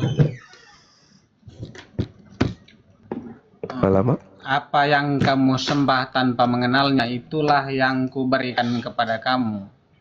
Yang kuberitakan. Siapa yang disembah oleh orang-orang Athena sebelum Paulus datang? Dewa kan? Dewa, betul. Agnostos theos. Ketika Paulus datang, apa yang dikatakan?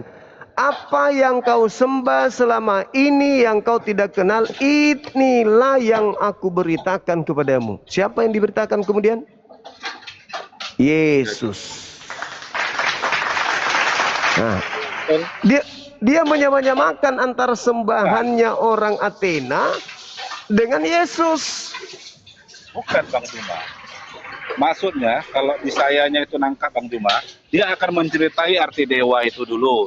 Ini dewa, ini dewa, ini. Setelah itu dia membandingkan lagi dengan Yesus. Ayo percaya sama Yesus saja lebih enak. Dia melakukan bukan. Kira-kira mungkin begitu. Apa yang kau sembah selama ini, itulah yang kuberitakan sekarang. Betul. Nah, berarti sama aja kan? Yang kau sembah selama ini apa? Dewa-dewa. Inilah yang kuberitakan sekarang. Apa yang kuberitakan sekarang? Inilah yang kau sembah selama ini yang kau tidak kenal, yaitu Yesus. Jadi aku ambil apanya kayak gini Bang Juma. Kalau aku mengartikannya Bang Juma, misalnya saya ke Bang Juma ini, saya mau bawa kabar Injil ini sama Bang Juma. Saya akan memberitakan tentang Al-Quran dulu, tentang Islam dulu, baru nanti saya akan masuk ke ini Bang Juma, masuk ke Injilnya. Begitu juga dewa-dewa gitu juga. Iya, saya menyembah Allah. Terus saudara datang. Apa kata saudara? Apa yang saudara Zuma sembah selama ini yaitu Allah. Inilah sekarang yang aku perkenalkan, Yesus. Berarti Allah sama dengan Yesus kan? Oh, agak soalnya ke situ ya, ke dewa lebih contoh ya. Kalau itu kurang menyambung juga, iya betul-betul. Nah iya, jadi Paulus mengatakan, apa yang kamu sembah selama ini yang kamu tidak kenal, inilah yang kuajarkan sekarang. Agar kau mengenal dewa yang selama ini kau sembah yang kamu tidak kenal, maka aku perkenalkan dewa itu dalam nama Yesus. Tidak, Bang Bima. Loh, Kalau Loh. menurut saya si Paulus ini mempunyai pengetahuan yang cukup tentang dewa-dewa itu, Bang Juma. Jadi dia Iya. bercerita dulu tentang dewa, baru dia akan bercerita tentang Injil, Bang Juma. Enggak, ini berbicara mengenai penyembahan. Apa yang kau sembah selama ini yang kamu tidak kenal, inilah yang aku ajarkan kepada kamu. Beralihlah orang-orang itu kepada Paulus. Apa rupanya yang kami sembah selama ini? Kau kenal enggak? Tidak. Nah inilah dia sekarang yang kau kenal selama ini yang kau tidak kenal. Ini yang kau perkenalkan, yaitu Yesus yang mati di atas tiang salib menumpahkan darahnya untuk dosa-dosamu. Betul. Nah Betul. itu. Jadi dia mencerita, nggak usah misalnya mereka mau minta hujan, cuaca buruk, meminta rezeki, meminta kesembuhan, nggak usah sama dewa, sama Yesus saja. Iya. Hanya dalam nama Yesus, anakmu sembuh, Nah, iblis setan-setan menjauh. Karena yang selama ini kau sembah sebenarnya Yesus, tapi kau belum mengenalnya. Mungkin dia tujuannya ingin sama Tuhan. Dewa itu mungkin kan Tuhan lah sama mereka kan. Diluruskan si Paulus lah mungkin. Bang, maksudnya gini loh Bang, Paulus itu kan menjadi semua di dalam semua tuh. Jadi kepada penyembah dewa, dia juga menjadi ikut-ikutan. Sama seperti di Indonesia, orang Kristen tidak menyembah Allah. Tetapi demi untuk menjerat orang Islam, orang Kristen juga diajarkan menggunakan nama Allah. Untuk apa? Untuk menjerat orang Islam. Samalah ketika orang Paulus ini datang kepada orang Athena, orang Paulus ini juga mengajarkan orang Athena menyembah dewa mereka tapi dalam nama Yesus. Inilah yang kuperkenalkan samamu. Makanya di dalam surat Paulus itu yang ada Theos.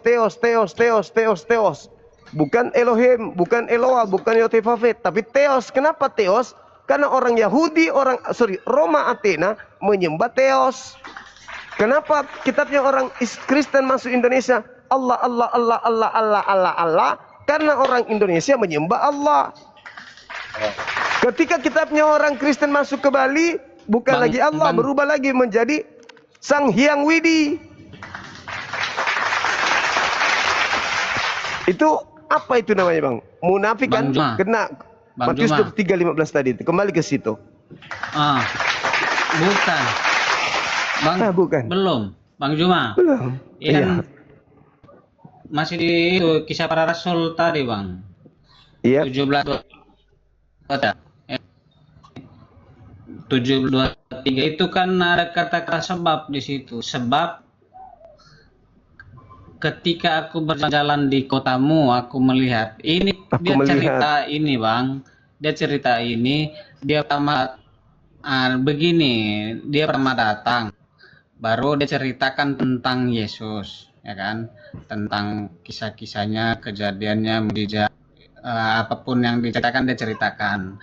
Nah, kenapa saya ceritakan itu dia bilang, ya kan? Kenapa saya ceritakan itu? Sebab ketika aku berjalan-jalan di kota, aku melihat banyak barang puja-pujaanmu.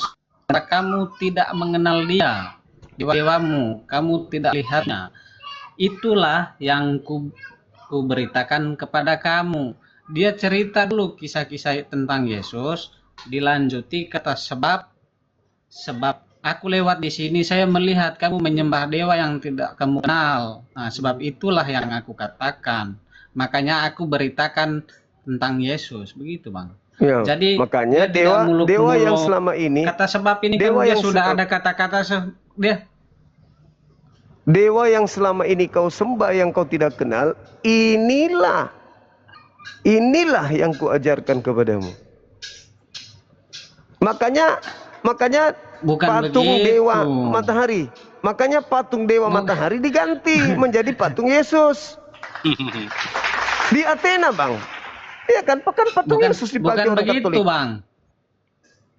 Mereka tadinya kan punya dewa Sudah Zeus, bertobat. Hercules, kan dewa-dewanya tadi ada tuh. Ada Atis, Osiris, ada patung-patungnya. Dirubuhkan patung-patung itu diganti menjadi patungnya Yesus. Sudah bertobat. Iya bertobat tapi sembahannya sama aja, cuman ganti nama. Bukan Bang Juma. Loh, ganti nama, Bang. Dewa tadi itu Agnostos Theos, ganti nama menjadi Yesus. Sembahan mereka nggak berubah. Apa yang kalian sembah? Apa yang kalian sembah selama ini yang kalian tidak kenal, inilah yang kuajarkan. Ini yang kuajarkan, sembahanmu yang dulu yang kau tidak kenal. Inilah sekarang. Sembahan yang selama ini nenek moyangmu sembah itu sama aja. Inilah yang kuajarkan, yaitu Yesus. Itu maksudnya. Bukan begitu, Bang Juma. Bukan begitu. Dalilnya begitu kok. Bahwasanya dewa-dewa yang tidak kamu kenal itu adalah sampah, itu maksudnya. Enggak ada. Mari kita sembah Yesus. Enggak ada. Sudah terbukti. Enggak ada. Enggak ada begitu. Ini siapa sih yang beritakan ini? Maunya kita Bang Juma. begitu, tapi faktanya Paulus tidak begitu. Nggak perlu ribet, hanya dalam nama Yesus. Nah, Begini, Nah, mungkin itu. kira-kira Jadi, dia berkhotbahnya. Inilah Bukan. inilah dewamu yang kau sembah selama ini. Inilah dia Yesus. Mintalah kepada Yesus, gitu Bang Juma. Bukan mungkin. begitu. Iya, maksudnya dewa yang selama ini kau sembah sekarang Begini. Yesus dalam nama Yesus itu. Nanti gini deh, Bang Henok habis ini Anda baca teliti lagi deh. Kisah para Rasul 17 nomor 20, 21, 22, 23. Anda baca teliti lagi. Benar nggak yang saya maksud? Sudah dibaca, sudah paham saya Bang Juma. Apa yang kamu Begini sembah loh, Bang selama Juma. ini yang kamu tidak kenal? Apa yang disembah selama ini yang orang-orang Athena sembah tidak mereka kenal? Adalah sampah. Adalah sampah. Inilah yang Begini. aku ajarkan Begini. kepadamu. Sampah dalam nama Yesus. Baru satu lagi poin. Abang, Coba Bang Adam. Bang Juma begini loh Bang. Yang pertama ayat 12-17 ini kan di awalnya ada kata sebab, ya kan? Iya, Jadi silakan. cerita ini dia tidak muncul saja. Kalau baca begini dia, sebab ketika aku jangan pakai sebab. Ketika aku berjalan-jalan di kotamu dan melihat-lihat barang pujaanmu, aku menjumpai juga semua mesbah di situ di barang puja-pujaan itu, yaitu sebuah mesbah dengan tulisan kepada Allah yang tidak kamu kenal. Nah, di tempat itu juga dia lihat tulisan itu kepada Allah yang tidak kamu kenal. Nah, dan apa yang kamu sembah tanpa kamu mengenalnya. Nah, itulah yang kuberitakan kepadamu. Nah, kalau begitu Bang Juma masuk kata-kata sebabnya itu jangan dibaca. Ketika aku berjalan-jalan, ya kan, aku melihat sembah-sembahanmu, patungmu, apamu gitu, dan saya lihat mesbah tulisan kepada dewa-dewa yang kamu tidak kenal. Nah, itu juga itulah yang akan kuberitakan kepadamu. Tapi jangan baca sebabnya, tapi ceritanya.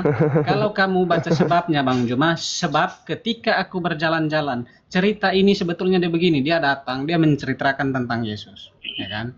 Yesus itu begini, dia ceritakan kebaikannya, apapun itu tentang Yesus diceritakan.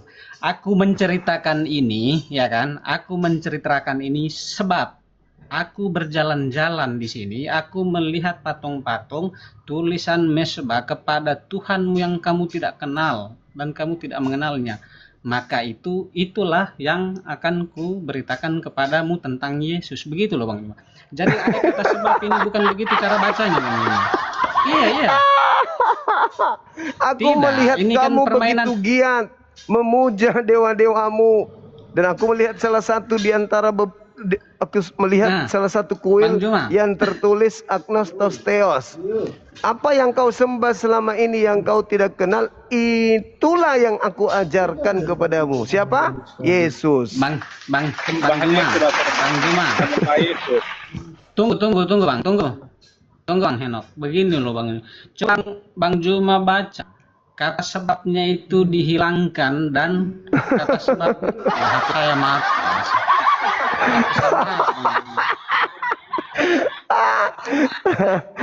Allahu Akbar. Oh, mau disuruh hilangkan, kau ditegur sama lain nanti.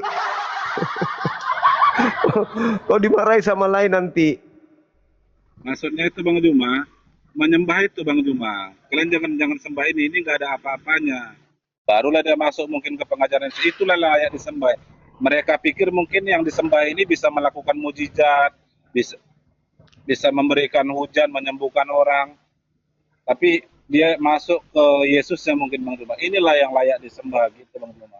Dialah yang menciptakan langit dan bumi, begitu mungkin Bang Juma.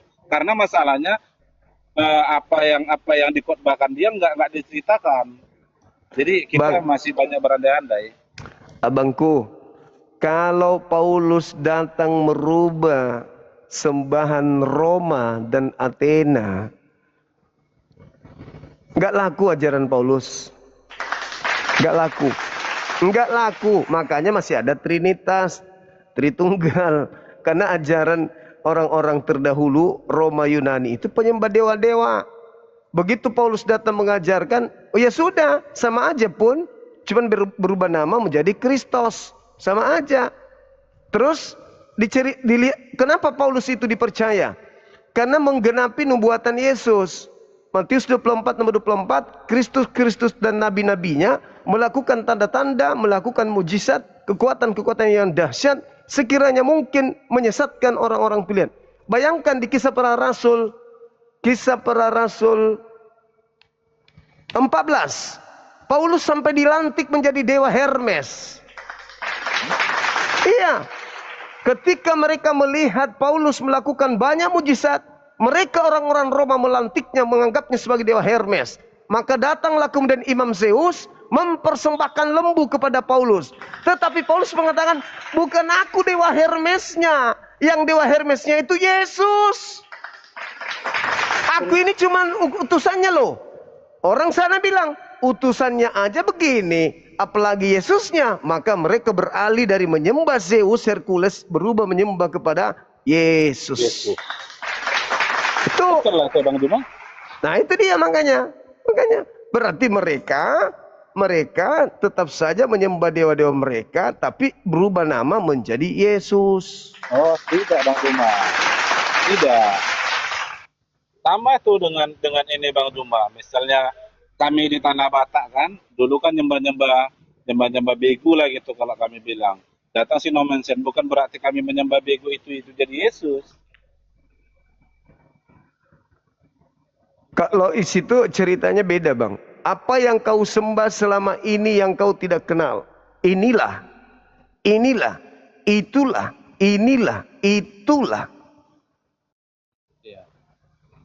Yang aku ajarkan sekarang ini. Saya kira begitu saudaraku. Di tempat saya sudah maghrib. Terima kasih banyak Bang Henok. Luar biasa Bang ini. Nanti kita lanjut lagi habis Isya ya Bang ya. Makasih ya. Tuhan Yesus berkati ya Bang Juma. Silakan Abang, silakan. Oke, teman-teman sekalian. Baik, alhamdulillah pengajaran kita dari siang sampai sore hari ini, ya kita sudah menorehkan 1-2 buah pengajaran yang menurut saya benarlah kata Al-Quran. Apa kata Quran? Walaqad zara'na li jahannam katsiran minal jinni wal ins lahum qulubun la yafqahuna biha walahum a'yun la yubsiruna biha walahum azanun la yasma'una biha ulaika kal an'am bal hum adallu ulaika humul ghafilun. Kenapa saya baca dalil ini?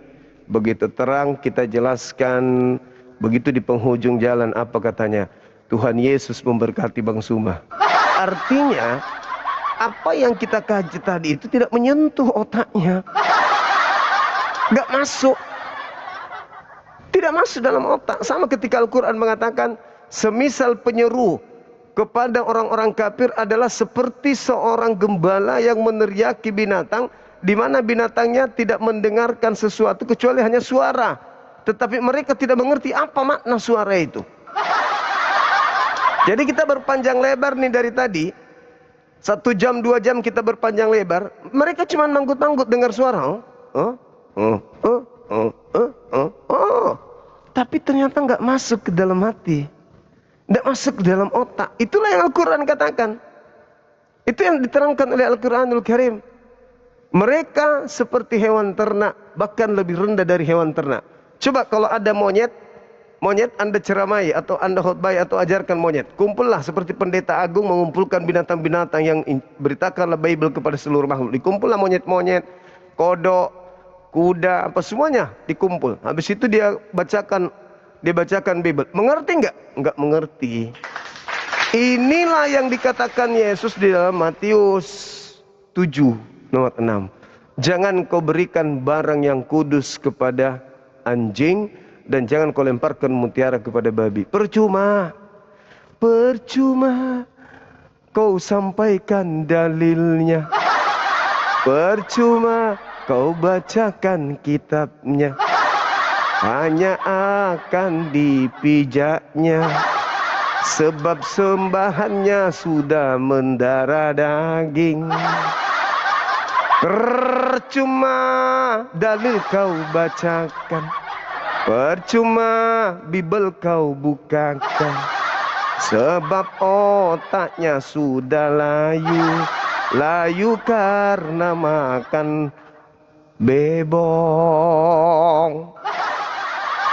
Al-Quran tidak pernah salah, Al-Quran tidak pernah keliru. Al-Quran itu terang benderang datang.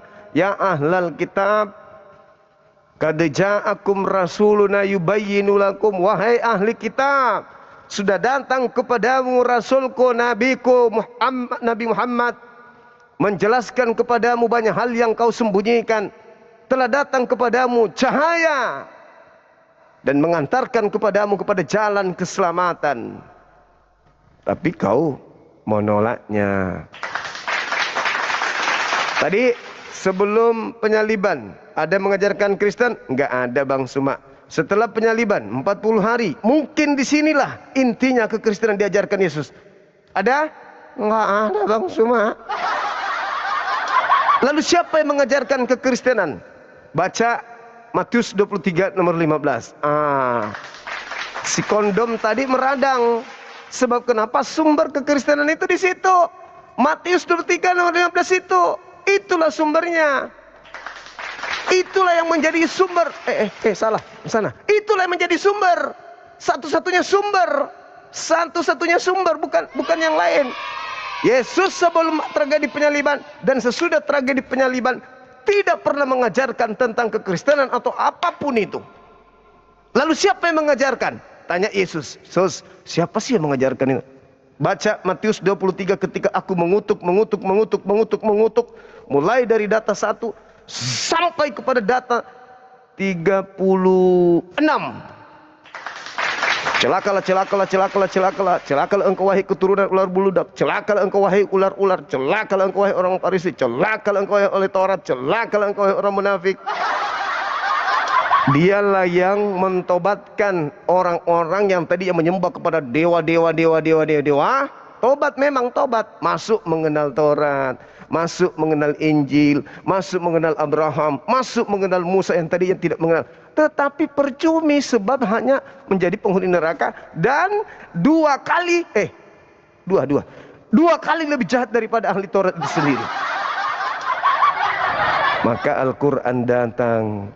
Ya ayyuhan nas, inni rasulullahi ilaikum jami'a. Saya kira begitu teman-teman sekalian. Mata kuliah kita pada sore hari ini, Bapak berharap mid semester kali ini kita bisa liburan ke Patikan. Ini mata kuliah 3 SKS. Mudah-mudahan anak-anak sekalian bisa paham. Barakallahu fiik sahabat Zul, bahwa yang dinubuatkan oleh Yesus, kau mentobatkan dia menjadi pengikut agamamu dan kau jadikan orang neraka dan 2 kali lebih jahat daripada engkau sendiri. teropong dunia melihat memandang ke depan dan memandang ke belakang. Apa itu? Ada dua kekuatan di atas muka bumi ini di luar Islam. Yang pertama Judaism, yang kedua kekristenan. Sekte apapun itu. Siapa di antara kedua sekte, kedua golongan ini yang menyembah selain daripada pencipta langit dan bumi?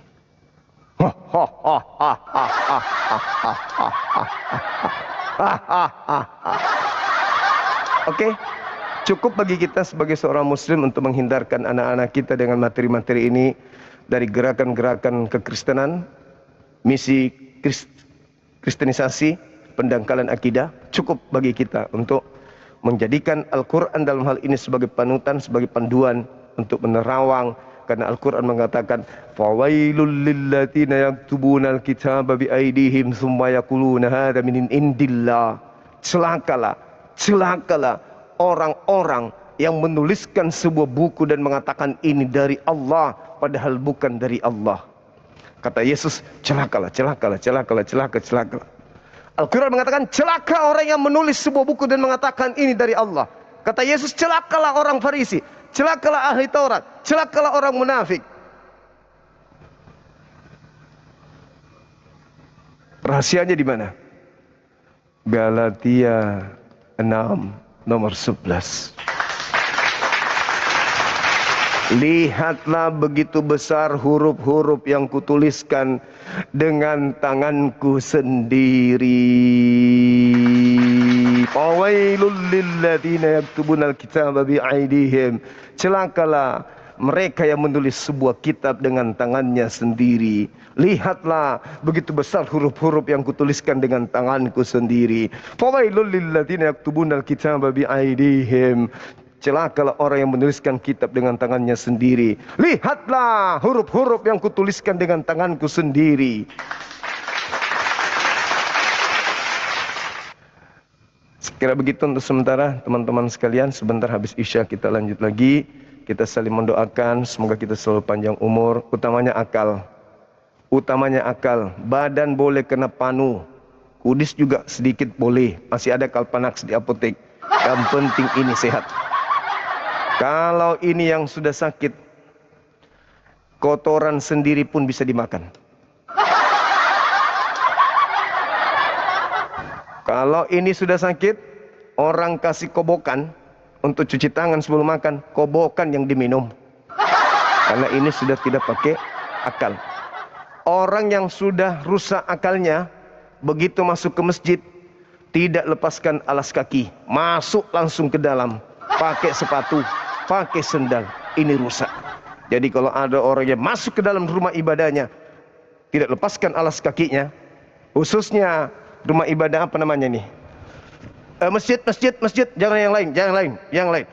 Ada orang yang masuk ke masjid tidak melepaskan alas kaki ke rumah ibadah, tempat suci, ini yang sakit, rusak otaknya, ginjalnya meleleh, gak berfungsi. Jadi kita saling mendoakan supaya kita tetap sehat walafiat. Jangan sampai yang satu ini, harta yang sangat berharga yang Allah kasih, yang Allah titipkan, yaitu akal. Jangan sampai itu sakit. Soal yang lain, bolehlah sedikit kena panu, kudis, cacingan. Orang Jerman bilang bitokang. Apa-apa.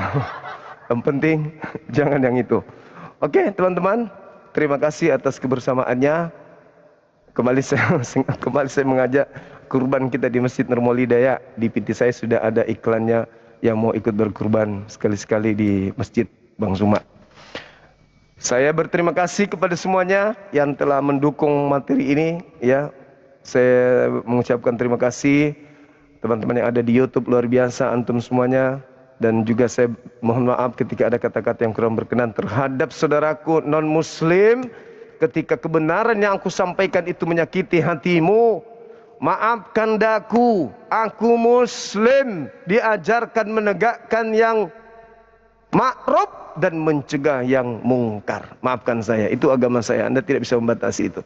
Kalau Anda keberatan dengan hal kebenaran yang kusampaikan, saya undang Anda naik ke sini, atau pendeta pastor atau lulusan STT, Mari kita diskusi dengan baik. Jangan naik kejang-kejang, jangan naik menghujat, jangan naik menipu, mengaku Islam, mengaku mu'alaf, bla bla bla bla bla bla bla bla bla bla. Tapi gunakanlah pakaian saudara untuk berdiskusi dengan saya. Tolong hadapi Bang Suma dengan ilmu, jangan dengan congor. Subhanakallahumma bihamdi asyhadu an la ilaha illa anta astaghfiruka wa atubu ilaik. Salam tauhid, salam satu Tuhan. Jayalah Islam kita, jayalah Indonesia kita. Takbir, Allahu Akbar. Assalamualaikum warahmatullahi wabarakatuh. Teman-teman yang belum saya naikkan, mohon maaf, sudah mulai azan di sini, saya mohon undur diri.